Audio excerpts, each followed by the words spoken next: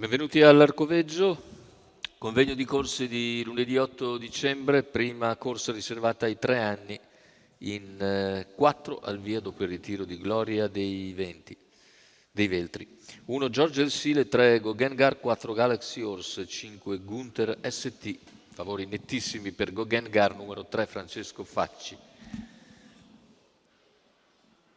Partenza è proprio Gauguin che va a condurre nei confronti di George Del Sile. All'esterno invece Galaxy Horse e poi Gunther ST che si sistemano nell'ordine alle spalle di George Del Sile. In vantaggio invece Goggengar che completa i primi 200 metri, 15,3. George Del Sile in scia, poi Galaxy Horse e Gunther ST. Il quartetto procede con il favorito al comando, che può permettersi di rallentare a piacimento. 31,5 i primi 400 metri di gara con 16,2 di parziale sulla curva.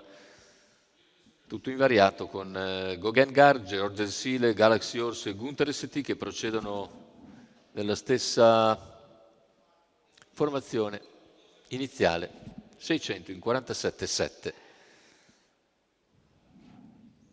Davanti alle tribune, 700 metri completati con situazione tattica invariata. George Del Sile si mantiene in scia al leader, poi in terza posizione Galaxy Horse a precedere Gunther ST che cerca di muovere dalla coda fino a che il ritmo si mantiene abbastanza tranquillo. Siamo ora al chilometro completato in 1,18,1. E a questo punto comincia gradualmente ad accelerare. Goggengar, seconda posizione per George Del Sile, poi Galaxy Horse e Gunther ST che ha ripiegato nuovamente in coda, 400 alla conclusione con il battistrade favorito che allunga decisamente, cerca di tornare sotto però George Del Sile che si trascina sempre Galaxy Horse. Cavalli a completamento della curva conclusiva con Goggengar in netta evidenza.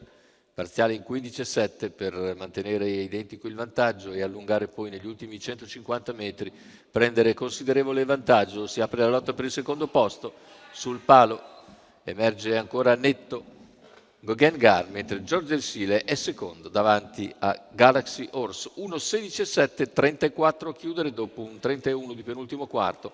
Vittoria assai agevole per Goggengar, Francesco Facci e Eric Bondo. Per conto della scuderia Incolinks, nettissimo primo piano per il favorito.